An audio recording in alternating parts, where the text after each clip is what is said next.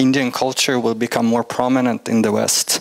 That, for example, in the future, when we think of fast food, we think of pani puri instead of hamburger. That radios here would start to play Bollywood music, and that H&M T-shirts would have New Delhi printed on instead of New York. Test जो है वो पैदा ही India में होता है। अगर test के अलावा कोई भी चीज़ देख लें, वो चीज़ पैदा ही इंडिया में हो रही है। There is a term which says आपके मुंह में घी शक्कर। Welcome in many ways.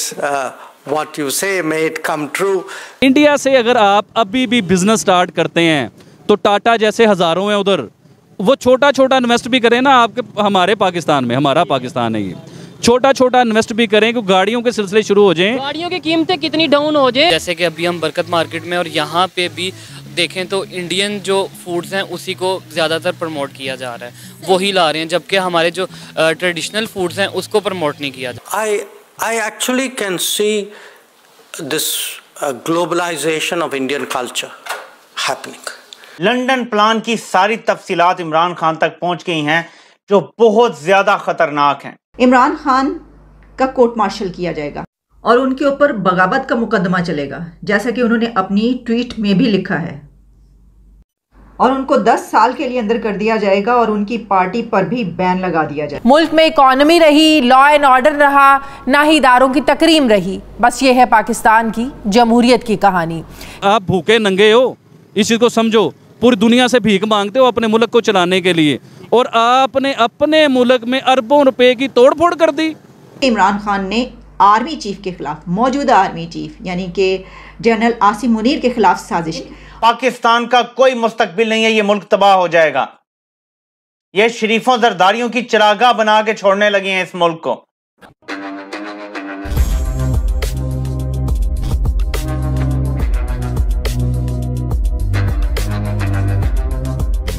नमस्कार दोस्तों हम सब जानते हैं हमारे foreign minister S Jaishankar sir इस वक्त स्वीडन में मौजूद है, जहां दोस्तों S Jaishankar sir European union और इंडो पैसिफिक की मीटिंग को अटेंड करने के लिए गए हुए थे, जिसके बाद उन्होंने स्वीडन में रह रहे भारतीयों के साथ एक प्रेस कॉन्फ्रेंस या फिर मीटिंग का आयोजन किया, जिसमें दोस्तों उनसे एक एंकर का कहना था कि अब पूरी वेस्टर्न कंट्रीज़ में भारत का कल्चर काफ़ी तेज़ी से फैल रहा है, जहां फास्ट फूड में वेस्ट के लोग वेस्टर्न बर्गर्स के बदले वहां के लोग भारत के पानी पूरी खाना पसंद कर रहे हैं। इसके साथ साथ अब वेस्टर्न कंट्रीज़ के रेडियो पर भारत का बॉलीवुड सॉन्ग्स छाया हुआ है। इसके साथ साथ उन्होंने ये भी कहा कि अब लोग न्यू दिल्ली का टी शर्ट पहनना पसंद कर रहे हैं न्यूयॉर्क के बदले।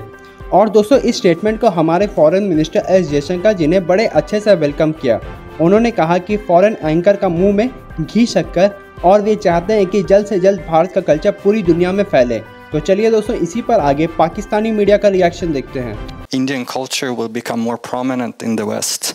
That, for example, in the future, when we think of fast food, we think of pani puri instead of hamburger. That radios here would start to play Bollywood music, and that H&M T-shirts would have New Delhi printed on instead of New York.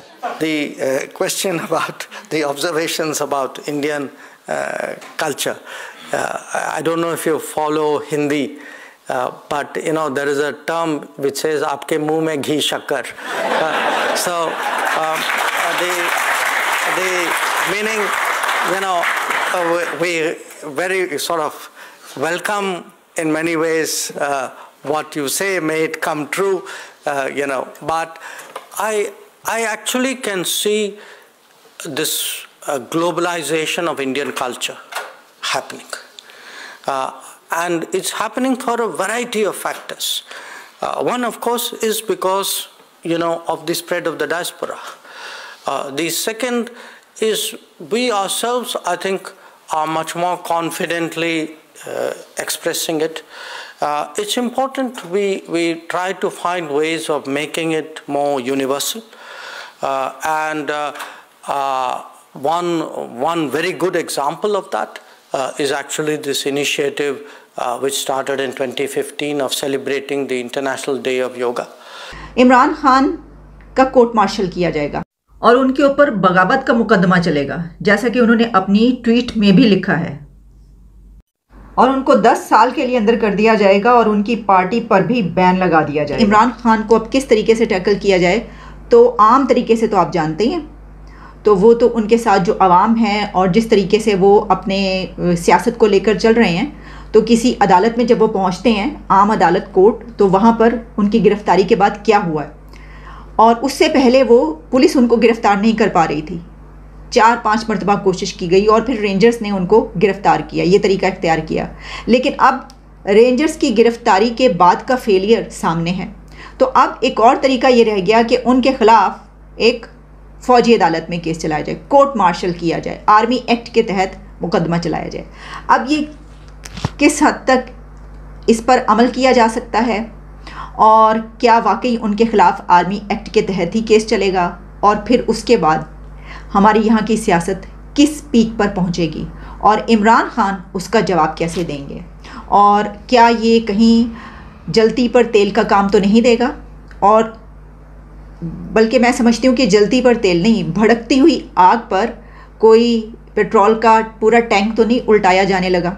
ये ज़रा सोचने की बात होगी। ये सोच लें, जो भी इस तरह का कोई प्लानिंग हो रही है या अगर कुछ ऐसा हो रहा है, ये खबर आ रही है कि उनके साथ जो कुछ लोग हैं जिन्होंने उनकी मदद की और उनका डेजिग्नेशन इसकी इजाज़त नहीं देता था, उनके खिलाफ भी चलाया जाएगा। तो वो इस तरह की खबरें तो हम पहले भी आपको बता चुके हैं कि कई लोगों का तो कोर्ट मार्शल करने की बातें हो रही हैं कि कुछ ऐसे लोग जिन्होंने अंदर से इमरान खान को सपोर्ट किया है अपने इदारे के ख़िलाफ़ जाकर। जहाँ एक तरफ ये खबर है, वहीं दूसरी खबर यह है कि इमरान खान ने आर्मी चीफ के ख़िलाफ़, मौजूदा आर्मी चीफ यानी कि जनरल आसिम मुनीर के ख़िलाफ़ साजिश, मौजूदा आर्मी चीफ के ख़िलाफ़ उनकी साजिश की बात कौन कर रहा है? वो कर रहे हैं इमरान खान के अपने आज़ाद कश्मीर के former prime minister Rana Tanveer Ilyas. और राना तनवीर इलियास ने क्या कहा है? उन्होंने, आप समझ लें कि ये इंकशाफ किया है, अंदर की खबर दी है, उनसे पूछा गया है, उनके ऊपर दबाव डाला गया है, या क्योंकि वो तो इमरान खान के प्राइम मिनिस्टर थे कश्मीर में, लेकिन जब उनको पकड़ा गया उसके बाद उनके खिलाफ जो कुछ होता रहा, तो उसके बाद उन्होंने आहिस्ता कुछ ऐसी खबरें देना शुरू कर दी। अब उन्होंने कहा है कि लॉन्ग मार्च 2 दिन आगे करने पर इमरान ने कहा आसिम मुनीर को आर्मी चीफ बनने से रोकना है। तनवीर इलियास, ये खबर हर जगह पर पब्लिश हो रही है और उसमें ये कहा गया है कि जिस वक्त आपको याद होगा कुछ दिन पहले आर्मी चीफ के जो मौजूदा हैं जनरल आसिम मुनीर, उनकी तकर्रुरी से पहले, अपॉइंटमेंट से पहले 2 दिन पहले जो है तहरीक इंसाफ का लॉन्ग मार्च था। हमने इमरान खान से कहा आज़ाद कश्मीर में बल्दियाती इंतखाबात हो रहे हैं, मार्च 2 दिन आगे करें। तो इमरान खान ने कहा जनरल आसिम मुनीर को आर्मी चीफ बनने से रोकना है। उनका कहना था कि ये नो कॉन्फिडेंस वोट के वक्त इमरान खान चाहते थे कि फ़ौज उसे नाकाम बनाए। नो कॉन्फिडेंस वोट जो था उसको फ़ौज ने सारी सिचुएशन में न्यूट्रल रहने का फ़ैसला किया और इमरान खान ने पार्टी मीटिंग में कहा अब फ़ौज मुखालिफ बयानियाँ बनाना है। अब जिना उस वाला फ्रॉड कर रहे हैं, कायद-ए-आज़म ने वो बिल्डिंग खरीदी, आपने एक दिन उन्हें वहां रहने नहीं दिया, सीधा फौज ने कब्जा कर लिया और वो दिन और आज का दिन कायद-ए-आज़म का इस घर से कोई ताल्लुक नहीं है सिवाय इसके कि उन्होंने ये खरीदी थी, बस उसके बाद से कब्जा है फौज का। एक दिन के लिए कायद-ए-आज़म नहीं रहे यहां पे, जिना हाउस का नाम दिया जा रहा है जी, जिना हाउस पे ये किया गया है। तो ये सारा कुछ एक प्री प्लान था, अब समझ आ गया, पूरा स्क्रिप्ट अब हमारे सामने है। मैं आपको दिखाता हूं यही एयर कमोडोर सजाद हैदर क्या कहते हैं, मैं आपको ये पढ़ के सुनाता हूं, ये पैगाम हम बच्चे बच्चे तक पहुंचाएंगे।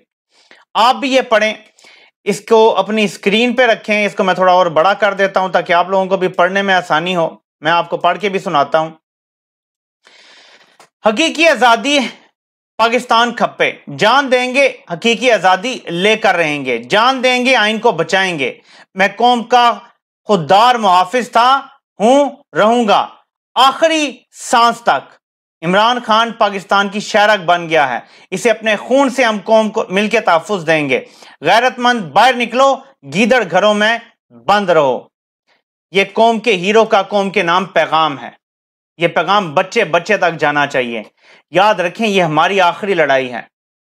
एक बार इन्होंने इमरान खान को बंद कर दिया और किसी झूठे केस में 10 साल के लिए या सजाए मौत दे दिया, कुछ भी ऐसा कर लिया।